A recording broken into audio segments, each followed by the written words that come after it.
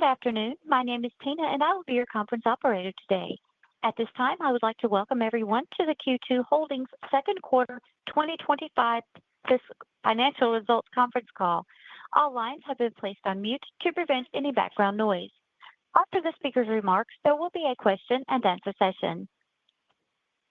I would now like to turn the conference over to Josh Yankovich, Investor Relations.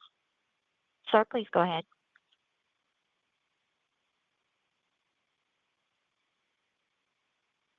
Thank you, Operator.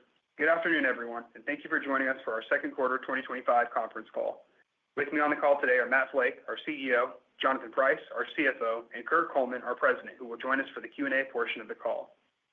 This call contains forward-looking statements that are subject to significant risks and uncertainties, including, among other things, with respect to our expectations for the future operating and financial performance of Q2 Holdings and for the financial services industry.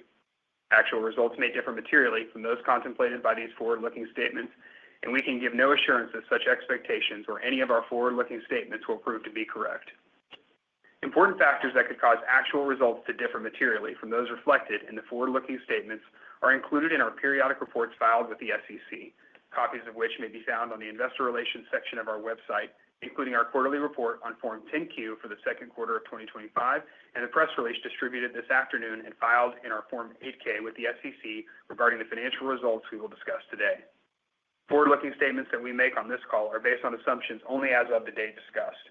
Investors should not assume that these statements will remain operative at a later time, and we undertake no obligation to update any such forward-looking statements discussed in this call.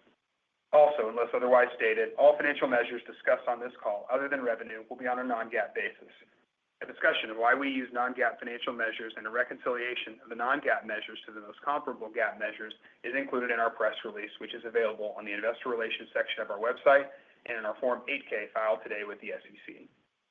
We have also published additional materials related to today's results on our Investor Relations website. Let me now turn the call over to Matt. Thanks, Josh. Good afternoon, everyone, and thanks for joining us. I'll start today's call by sharing our second quarter results and highlights from across the business. Then I'll hand it off to Jonathan to share more detail on our financial performance and updated outlook before providing final thoughts. We delivered strong financial results in the second quarter, building on the momentum we established in Q1 and continuing our execution against the priorities we outlined at the start of the year. We generated revenue of $195 million and adjusted EBITDA of $46 million, both coming in above the high end of our guidance. Revenue grew 13% year-over-year. Our adjusted EBITDA margin reached 23.5%, and we generated free cash flow of $42 million. These results are a reflection of our execution across the business and the demand for the mission-critical solutions we deliver to financial institutions of all sizes. Our bookings in the quarter were highlighted by 6 Tier 1 wins through a mix of net new and expansion deals, further expanding our footprint among some of the largest institutions in the market. We complemented that with success in the Tier 2 and 3 segments as well, which represented a meaningful portion of our bookings performance. We also had notable M&A activity amongst our customers in the quarter. We had 2 scenarios where an existing customer acquired another financial institution, each resulting in incremental bookings that carried the equivalent of a Tier 1 size deal. In one case, the newly combined entity will be a top 100 U.S. bank and will expand the use of our digital banking platform and relationship pricing solutions across the bank. In the other, a commercial institution opted to retain our relationship pricing solutions and expanded their use across the newly combined entity. Because our platform is already fully trained on the bank's policies and commercial customer base, the bank saw it as a way to provide consistent pricing across their merged teams and to help their new commercial relationship managers rapidly become productive. As we've said in the past, we have tended to be the beneficiary of M&A among our customer base, and these deals underscore that dynamic. We believe expansion through M&A is a compelling potential differentiator for us, as customers in these scenarios have frequently continued to choose our technology to help them integrate smoothly, operate more efficiently, and scale post-acquisition. We also saw solid bookings results for our risk and fraud solutions, which continue to be our top cross-sold products and represented one of our Tier 1 expansion wins from the quarter. A sign of the growing strategic importance and scale of these fraud-related deals, and as fraud tech has seen an explosion of point solutions in recent years, Innovation Studio is increasingly becoming a key differentiator in this space, not only by complementing our existing risk and fraud solutions, but also by allowing our customers to easily access, deploy, and manage many other best-in-class solutions from the broader fraud tech vendor ecosystem. In the second quarter, we also hosted our annual customer conference, Connect, and the energy among the attendees was strong. The big takeaway this year was that financial institutions remain deeply focused on strategic digital initiatives, and there are several key areas where we're seeing investment and engagement accelerate, many of which were front and center at Connect. First, the level of focus on risk and fraud is very high. While the pace of change in the fraud landscape is increasing, and as I touched on a moment ago, new fraud technology vendors are emerging rapidly to solve many individual pain points across the bank, which is an increasingly complex challenge for our customers to manage from a technology and vendor management perspective. We believe Q2 has differentiated ability to help our customers manage the growing fraud challenge more holistically. The power of our platform is that we have visibility into account holder data across the entire customer lifecycle in both retail and commercial contexts. And because we manage the workflows, we also have the ability to intervene and stop fraud in real time, in many cases, something many point solution providers are not able to do holistically. We're also using the Innovation Studio ecosystem to give customers access to best-in-class fraud solutions across a range of complementary use cases and integrate them seamlessly into their digital banking platform. This gives our financial institutions a single pane of glass to manage their fraud tech capabilities and address the fraud vendor management challenge in a more holistic, integrated, and cost-effective way. Finally, we're continuing to drive AI innovation across our product portfolio, and we believe fraud is one of the areas with the greatest near-term potential for further enhancement. For example, at Connect, we shared a recent innovation called Enhanced Payee Match, which uses artificial intelligence to detect and prevent check fraud more accurately and efficiently. We continue to see check and ACH fraud grow as a percentage of fraud attacks in the financial industry, making it a major focus area for our customers in protecting their commercial banking relationship. And based on feedback we received at Connect, I believe our customers are glad to see us driving innovation with AI to deliver even stronger fraud capabilities. Another theme from Connect was the continued demand for commercial innovation, and not just with established commercial banks, but across our customer base. What's resonating with customers is our ability to deliver retail, small business, and commercial functionality from a single platform, enabling them to scale their capabilities over time without complex conversions or migrations. We also continue to invest in solutions that help our customers compete upmarket for larger and more sophisticated corporate clients. At Connect, we announced a new direct ERP integration product that allows institutions to embed Q2 digital banking functionality directly into their customers' ERP systems, placing Q2 at the center of commercial reconciliation workflows. This product is designed to improve automation, enhance security, and reduce reconciliation errors while helping institutions compete for and retain large corporate customers. It's a natural evolution of our existing commercial offerings and has been very well received by early customers. And finally, Innovation Studio was central to the conversations at Connect, as it continues to be a cornerstone of our platform and a driver of measurable impact for our customers. During the conference, our customers shared a range of outcomes they're delivering through Innovation Studio across some of their most pressing and strategic initiatives. For example, one customer reduced account takeover fraud by 50% year over year by implementing an authentication partner. Another customer is using a combination of several partners to grow deposits, citing a material increase in new deposits in just 1 month from a personalized CD campaign. The customers are using it to drive operational efficiencies, with one financial institution deflecting 65% or more of support traffic using AI-powered chat and messaging. Today, over 85% of our digital banking customers utilize Innovation Studio in some capacity, and we're continuing to see this adoption grow, both in volume and strategic importance. In an environment where efficiency, growth, and differentiation matter more than ever, Innovation Studio continues to help our customers do more with what they have and do it faster than ever before. As we look to the second half of the year, our pipeline remains solid and our outlook is positive. Even with our performance to date, we expect the majority of enterprise and Tier 1 activity for the year to land in the back half of 2025. We remain confident with the financial framework we shared at the beginning of the year, and Jonathan will speak to our updated full-year guidance and increased outlook for 2025 in just a moment. With that, I'll turn it over to Jonathan to walk through our financials in more detail. Thanks, Matt. Our second quarter results demonstrate continued strong execution across several key metrics, including revenue and adjusted EBITDA, both of which exceeded the high end of our previously issued guidance. These results underscore the continued progress with our profitable growth strategy, reinforced by another quarter of bookings execution and record free cash flow generation. I will now discuss our financial results in more detail and conclude with our guidance for the third quarter and full year 2025. Total revenue for the second quarter was $195.1 million, an increase of 13% year over year and up 3% sequentially. Our revenue growth was primarily driven by subscription-based revenues, which grew 16% year over year and 3% sequentially, and ended the quarter at 81% of total revenue. The year-over-year and sequential revenue growth was primarily driven by a combination of new customer go-lives and expansion with existing customers.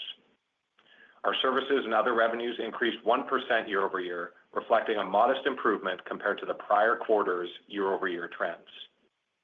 This growth is being driven by higher professional services revenues tied to core conversions, M&A activity, and other implementation-related engagements. These increases helped offset ongoing declines in more discretionary professional service offerings, which remain under pressure. Looking ahead, we expect total services and other revenue to be roughly flat year over year for full year 2025. In the first half, services revenues were down approximately 3% year over year, a trend we expect to continue into 2026. The second half will benefit from an easier comp as we lap the impact from First Republic Bank, which will increase year-over-year services revenue growth in the next quarter. Total annualized recurring revenue, or total ARR, grew to $861 million, up 10% year over year from $783 million at the end of the second quarter of 2024. Driven by strength in our subscription ARR, which grew to $716 million, up 13% year over year from $634 million in the prior year period. Total ARR growth was fueled by subscription-based bookings from both new and existing customers, partially offset by declines in discretionary services-based revenue. Our subscription ARR growth was pressured by higher than typical churn concentrated within the second quarter. Even with that concentration, full-year churn expectations remain in line with our original assumptions, with lower churn levels anticipated in the back half of the year. Our ending backlog of approximately $2.4 billion increased by $61 million sequentially, or 3%, and $403 million year over year, representing 21% growth. The year-over-year and sequential increases were primarily driven by expansion with existing customers and was broad-based across market segments. We saw continued success in the Tier 2 and 3 segments, which represented a meaningful portion of our bookings performance for the quarter. As we have mentioned previously, the sequential change in backlog may fluctuate quarter to quarter based on the number of renewal opportunities available within that quarter. Gross margin was 57.5% for the second quarter, up from 55.7% in the prior year period, and slightly below the 57.9% we saw in the previous quarter. The year-over-year increase in gross margin was driven by an increasing mix of higher margin subscription-based revenues. The sequential decline in gross margin was driven by increased costs, including costs related to our cloud migration, which we continue to expect to be complete by early 2026. As the transition progresses through the rest of the year, we expect the gross margin to be roughly flat in 3Q, with sequential expansion in the fourth quarter. And we now expect full-year gross margin expansion of at least 200 basis points, up from our prior outlook of 150 basis points. Total operating expenses for the second quarter were $75 million, or 38.2% of revenue, compared to $74 million, or 42.7% of revenue in the prior year quarter, and $77 million, or 40.7% of revenue in the first quarter. The year-over-year and sequential improvement in operating expenses as a percent of revenue was driven by increased scaling across all operating expense categories, with G&A and sales and marketing showing the biggest year-over-year improvements. As a percentage of revenue, G&A showed the largest sequential improvement in the quarter, benefiting from lower payroll taxes tied to annual vesting and bonus payouts concentrated in the first quarter, which positively impacted all expense categories. Total adjusted EBITDA was a record $45.8 million, up 53% from $29.9 million in the prior year period, and up 12% from $40.7 million in the previous quarter. We ended the second quarter with cash equivalents, and investments of $532 million, up from $486 million at the end of the previous quarter. In the second quarter, free cash flow was once again strong, benefiting from timing-related collection activity, including a material cash payment that is now expected to land in the third quarter. We generated $49 million in cash flow from operations, driven by improved profitability and continued effective working capital management, and delivered $42 million in free cash flow. As a result of the timing shift, we expect third quarter free cash flow to moderate relative to the second quarter. That said, we continue to expect second half free cash flow to slightly exceed the first half, with a more balanced distribution than in prior years. As usual, we anticipate the fourth quarter will be our strongest free cash flow quarter, consistent with typical seasonality. And based on our performance to date and expected second half strength, we are raising our full year free cash flow conversion outlook from 85% to 90%. We are also lifting our full year free cash flow conversion expectations to 90% for 2026 as well.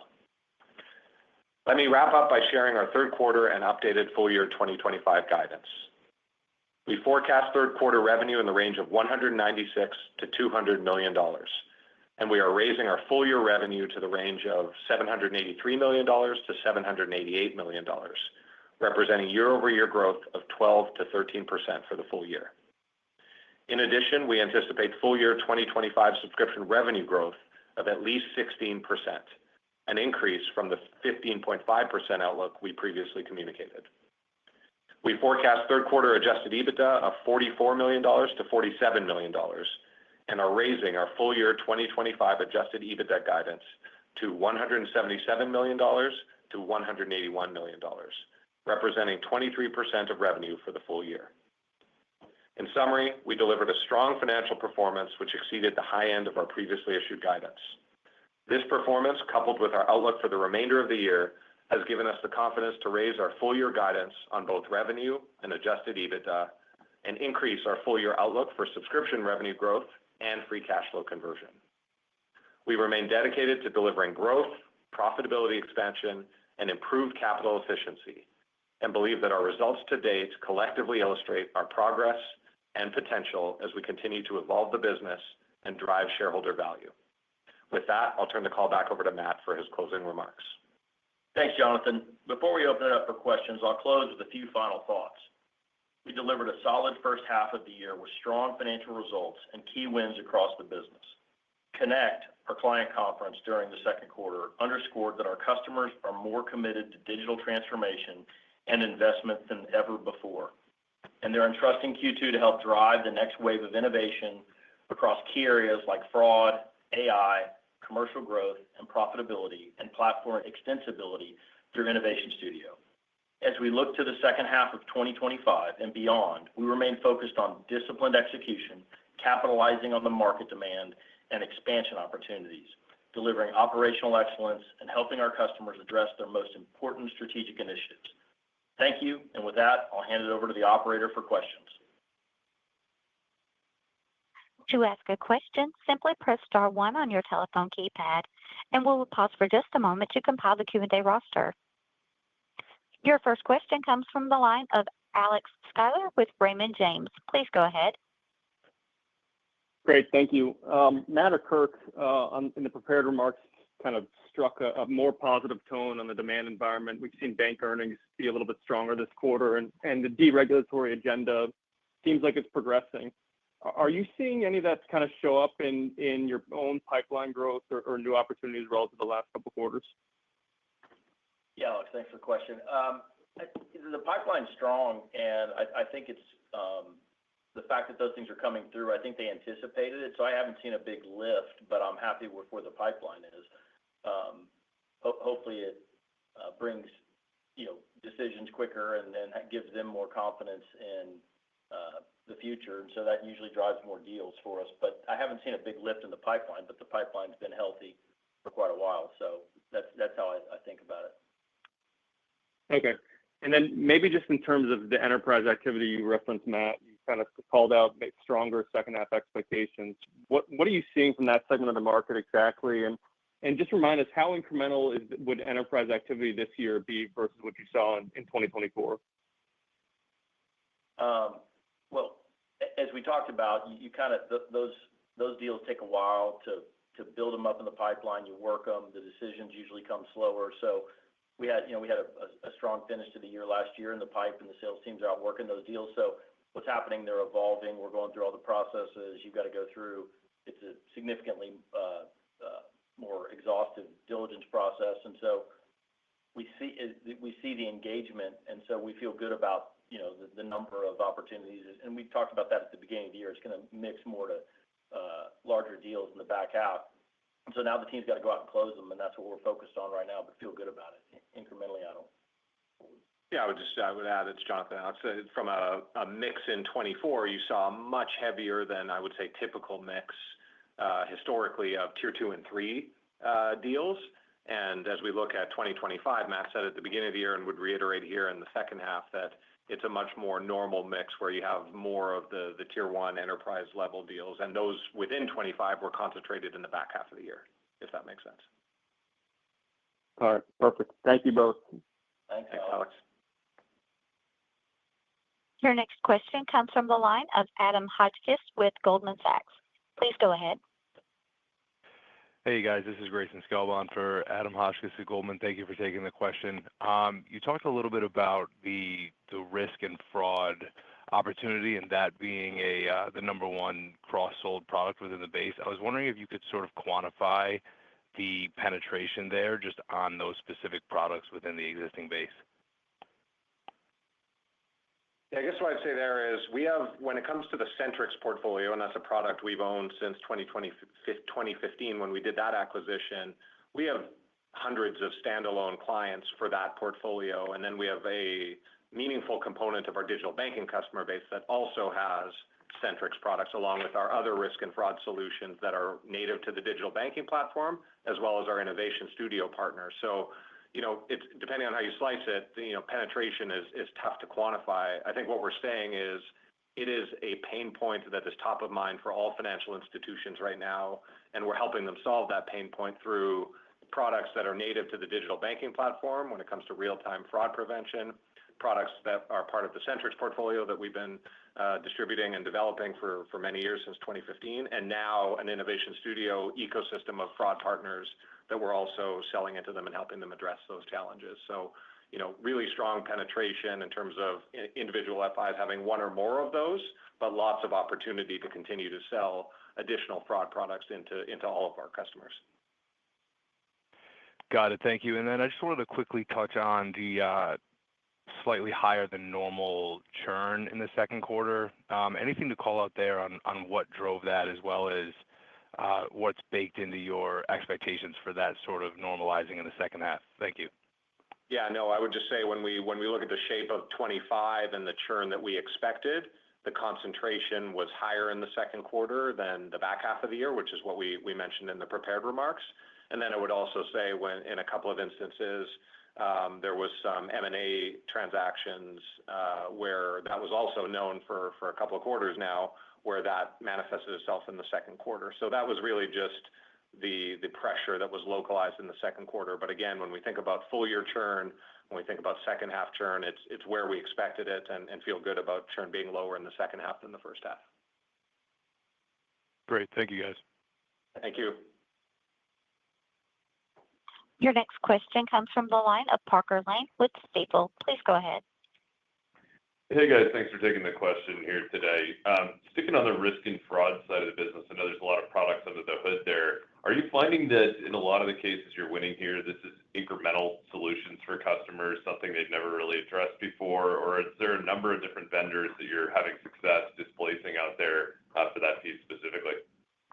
Hey Parker, it's Kirk. I'll take that. So we're seeing a little bit of both. In some cases, what we're seeing is that, again, this is a pain that's so acute inside banks and credit unions that maybe products that they had that were a little bit behind from an innovation perspective. They're looking for better solutions, and so that's where we're seeing some replacements of existing product. And that's been very healthy growth for us. Worth mentioning there that part of that also is like in our Centrix product family, that is also like positive pay products that they're turning around and selling to their customers. That's kind of an important part of that chain of value. The second part is that there's definitely new innovation, most notably in some of the releases we've done earlier in the year around Alloy and tools like that. And what I would say about that is that, back to Jonathan's point on Innovation Studio, is that there's like this portfolio of capabilities that we can put into the field that we feel like we're uniquely prepared to kind of orchestrate across all of them. And so that's net new functionality for our customers and giving them new capabilities to fight fraud. Understood. And then one for you, Jonathan, just clarification on the gross margin uptick and the outlook for this year. Is that a reflection of a faster than expected migration to the cloud and maybe some benchmarks being achieved there, or is that just a mix shift of revenue? A little bit of both, actually. I think what you saw in the second quarter with the slight sequential decline was a little bit of a pull forward of costs as we got further into the journey than planned. And so you had some higher costs in the second quarter. And so as we get into the back half, you see the reciprocal of that happen. And so we see some lighter costs, especially in the fourth quarter when it comes to some of the remaining cloud migration activity. And then to your other point, as we continue to see what is typically seasonally strong fourth quarter subs growth, you see the mix shift occur, and that also aids the back half margin dynamic. Got it. Appreciate the feedback here. Thanks. Thanks, Parker. Your next question comes from the line of Matt VanVliet with Cantor. Please go ahead. Hey, good afternoon. Thanks for taking the question. I guess first on Innovation Studio, as you've now gotten that into a vast majority of your customers, has there been any evolution of the monetization strategy there? Should we expect that to be a more maybe meaningful contribution of revenue growth going forward, or are you still thinking about that more as just a demand engine and kind of qualifying customers and getting more entrenched? Maybe just what are you thinking of that and any impact on the raised margin guidance going forward? Yeah, a few things I would add from my perspective. The impact, we do think the impact will continue to grow in terms of the financials, both from a revenue perspective and, as you know, the model is such where that's very high margin dollars. So we feel really good about that. From an evolution standpoint, I would just say it's less around the model and the fact that we're trying to monetize it. It's more around as adoption grows, we're seeing revenue grow alongside it. So we're seeing all the strategic halo effects of the impact it's having on our net new win rates, the impact it's having with existing customers and retention. But as we're selling more and more and as we're driving more adoption, we're seeing more meaningful revenue. So yeah, we feel good about it. It's a long journey to go. When we say 85% plus adoption, that means an FI is using it in one of the programs of at least one product. And so as you think about the journey to go from one product to multiple products, as you think about the journey from launching one of those products and then getting broad-based adoption within the institution, there's a long arc there where we have to grow and drive adoption alongside the FI. Okay, very helpful. And then on the Helix side of the business, with I guess a more open or at least more known approach to the digital assets and crypto overall from the current administration, are you seeing that as a potential opportunity to grow that business again, or any of your current partners or customers looking to expand, whether it's on stable coins or other digital assets? Any thinking of how that business might grow on a go-forward basis? Yeah, it's Kirk. I'll take that. So from a stablecoin perspective, I'll just say more broadly across is that, we're seeing a lot of cooperation across our customers and partners to make sure that they can all participate in stablecoin.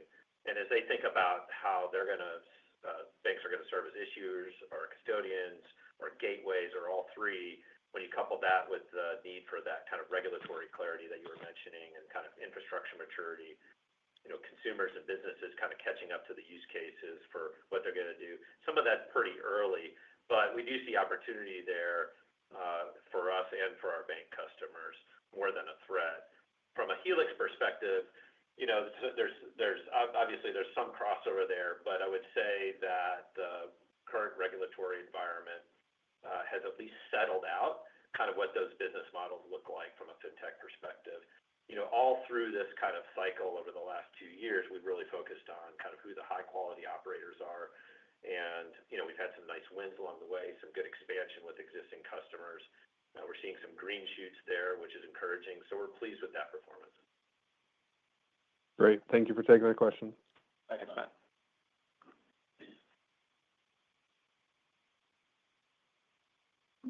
Your next question comes from Ella Smith with JP Morgan. Good evening. Thank you for taking my question. So first, as you move up market and win additional Tier 1 and enterprise digital banking customers, what core offerings or competencies of Q2s help secure these deals?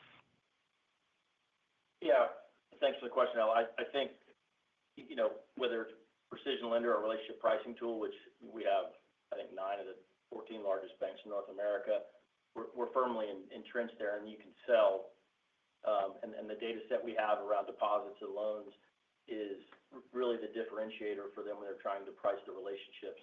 On the digital banking side, the fact that we have best-in-class retail, small business, and corporate banking all on the same platform, that's where you're seeing the expansion. We had an opportunity. We had an expansion opportunity with about a $40 billion bank where they took the commercial live, and then they've signed for the retail business with us in the quarter.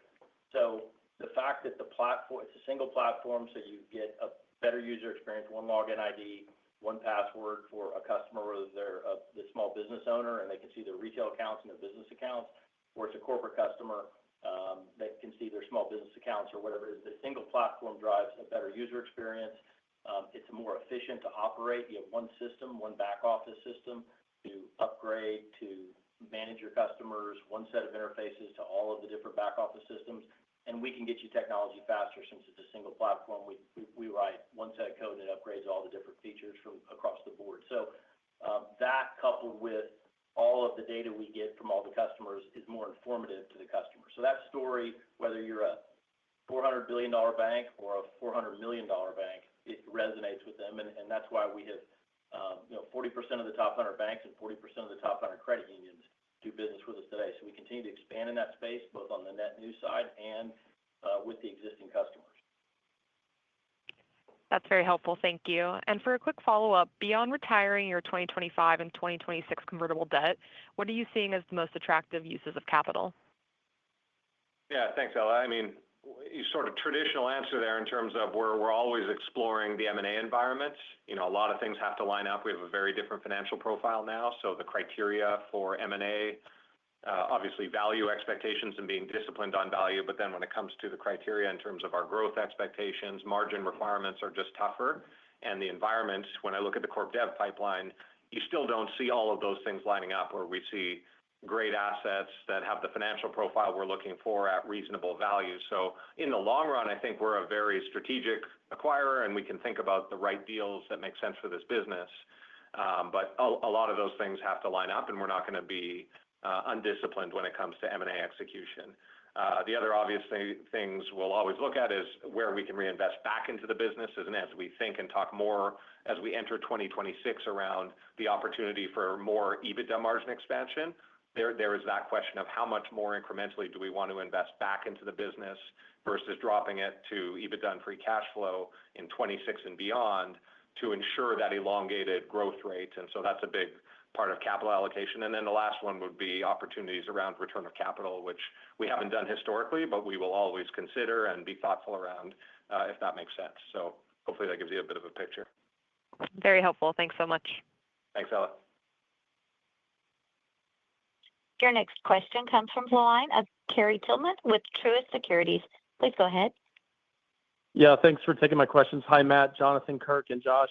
I'm just curious, and this is more of a bigger picture question, when you're talking to customers and prospects, is there any kind of tilting of the conversation from deposits gathering and retention of deposits versus lending and maybe more of a lending-friendly environment? The reason why I'm asking this is y'all have had really good tailwinds on the deposit account, on the deposit side, so with your digital banking on retail and commercial, just trying to understand, what kind of ongoing tailwinds you see there with a focus on deposits. And then I had a follow-up for Jonathan. Well, deposits are still fundamental to the bank, and with the rates where they are, and apparently today they're staying where they are. It's a real competition to get deposits. So I think that historically over the last 100 years, that's the way it's been. We had a little bit of a unique environment from 2012 to 2022. So I don't think this is a trend that's going to go away, and I think there's even more competition for deposits. So I think the drive to retain and grow deposits, and the most profitable ones are commercial, as we've talked about, is still out there. On the lending side, haven't seen a big pickup there, but hopefully that will start to pick up back half of this year, early 26.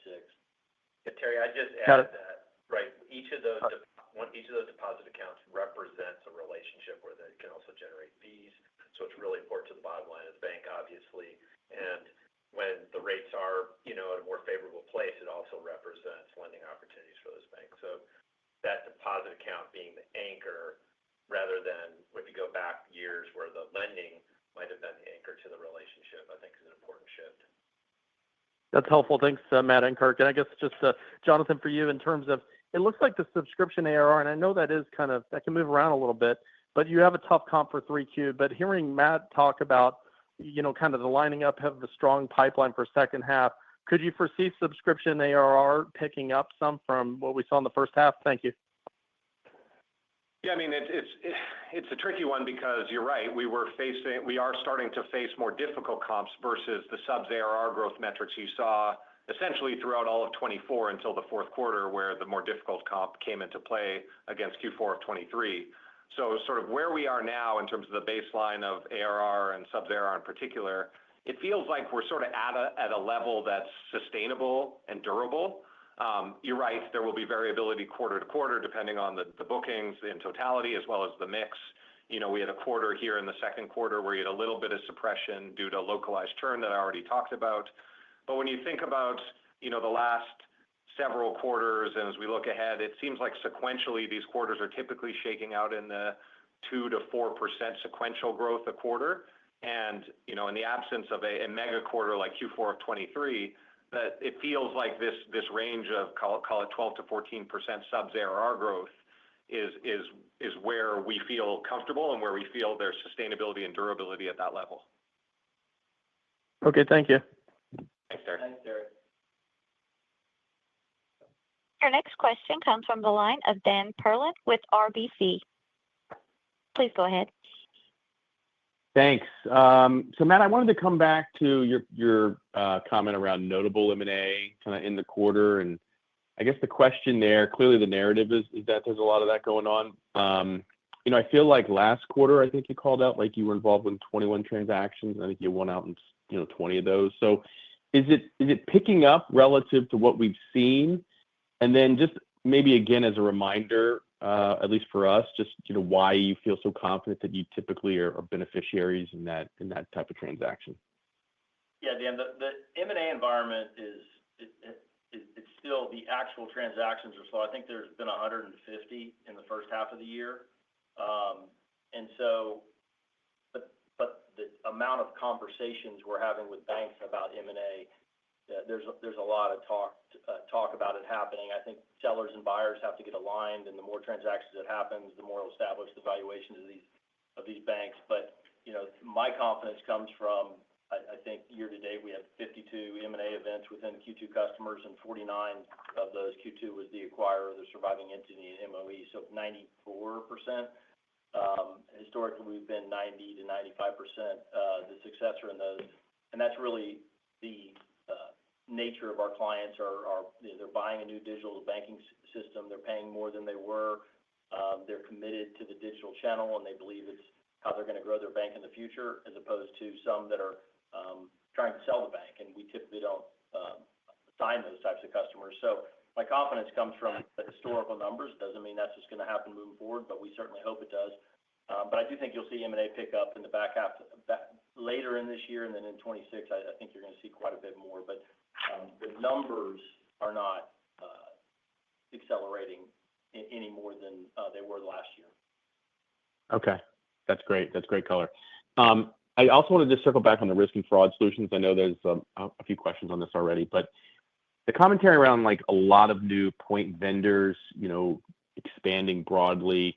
I guess the question is, it's pretty clear. Like it sounds like the clients are gravitating towards your solutions, but as you have so many of these incremental new vendors, point solutions kind of coming in the market, are they creating like moments of pause because it has like this decision tree that your clients have to kind of go through just in vetting what they're offering relative to you? Or do you feel like because there's so much of that noise that's being created by them that it actually is benefiting kind of your holistic product today? Thanks. Yeah, Dale, to be clear, a lot of those vendors are coming to us to sell to the banks, and they're doing it through Innovation Studio because we have the integration to the customer for their core, their payment systems, and then we have where the transaction takes place in our system. So authenticating the customer, ensuring that they're paying who they intend to pay, that somebody else isn't paying them. They want to work with us, and we have so many commercial customers, which is what people are they're concerned about the retail fraud, but that's usually not the same scale as the commercial customers. So a lot of these vendors are partnering with us, and we are packaging them in our solution through Innovation Studio to offer a comprehensive fraud solution. Now, we have our own products, but some of these other vendors are nice add-ons to us, and we partner, and we put them in, and we cross-sell them, and they're upsells for us.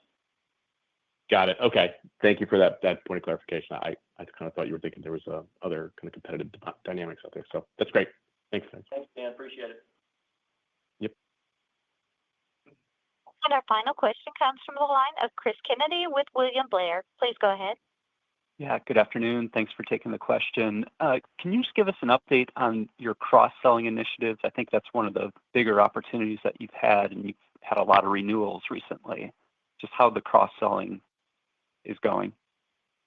Yeah, we've had obviously a solid year.